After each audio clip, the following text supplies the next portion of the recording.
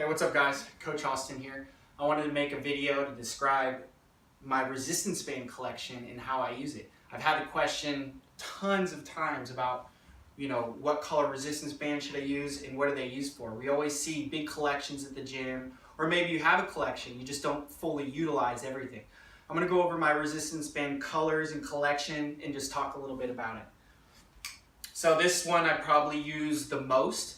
I like to attach this around a pole and do a lot of what I call butterflies or Y flies, or a lot of stuff for the back.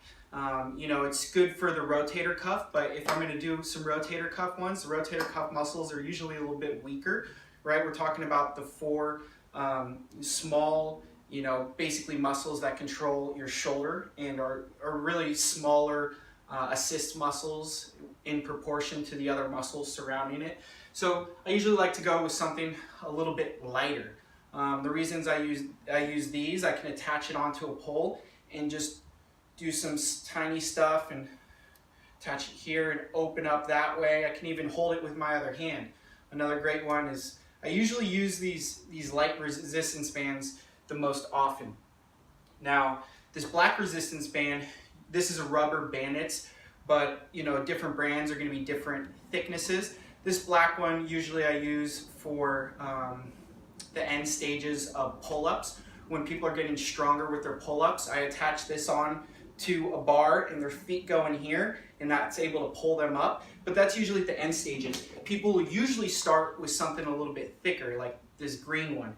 Once they are able to bust out 10, 15 reps with their legs in here and this attached, just doing some pull-ups with the resistance band pulling them up. And I love resistance bands for that fact, because usually, if you go to a park, a lot of people can't do pull-ups. But if you bring a resistance band, all of a sudden you can transform a really fun exercise into something everybody can do, which is a lot of fun and it's important. This really big, thick black one, usually I'll have someone holding it from one side and I'll be on the other side, and I'll tell them to stabilize, and I'll be pulling it in all the different planes of motion. And usually you're trusting someone to hold the other end, and a big thick one like this does the job perfectly, especially if you're a stronger athlete. Now, if there's an athlete who maybe weighs less or maybe isn't as strong, I'll have two athletes use this one and we'll do a whole bunch of dynamic stuff. Or I'll have the athlete hold this one and I'll do different movements with this one, and they're trying to stabilize the resistance band there. Let's see here. Oh, this one's for your beast. People don't use this very often. I don't even use this very often. It's like a quattro, resistance band, which is overdoing it really. But I'd like to say that I use this one the most. This one you can just put around your ankles, and it's a perfect resistance for, I'd say, 50% of the population. Some are going to need less, some are going to need more. But sometimes you'll find this same resistance in a green color. One thing I've noticed is that you'll find this resistance band in a red color, sometimes with a different brand. I have these two smaller ones. I know I pulled out this one earlier and said I used it for the shoulders and rotator cuff muscles, which I do in the back. These two I like to use around my ankles or around my knees. You can do clamshells or lateral steps or transverse steps. You can do leg lifts with your ankle and knee and hip inflection. That strengthens the hip flexor.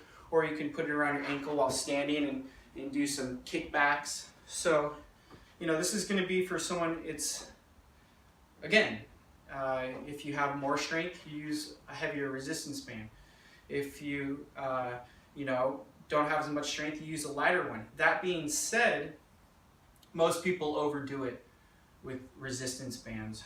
So when you're doing a resistance band exercise, I would err on the side of letting the resistance band stretch a little bit more and it not being so intense, whether that be with a stretch or a strength training exercise.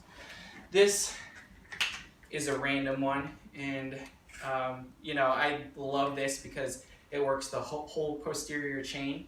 Now, Vika showed it to me a few years ago, and I've been doing it ever since, and it's really helped me. And it's basically just an X of resistance bands. And I'll hold out here, load those glutes and hamstrings, keep the shoulders down and back, and then open up.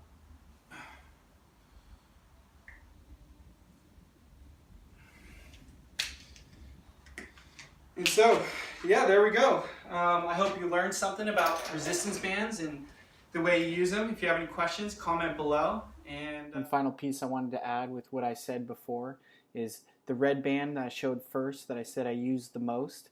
Well, for the legs, I use a series of 3 different bands, a light, a medium, and a heavy for around the knees and around the ankles. Remember, with resistance bands, you want to progressively get harder throughout your program. So every athlete, whether you're strong, light, weak, whatever you want to call it, you're going to start out easy and work your way up. And also remember, you can stack the resistance bands even on top of each other to get extra resistance combinations. So experiment with it. If you don't have resistance bands yet and deciding which ones to get, I'd suggest to get these ones to go around your ankles and your knees, especially if you're a runner. It'll have the biggest impact on your performance sooner than a lot of the other stuff will. Later.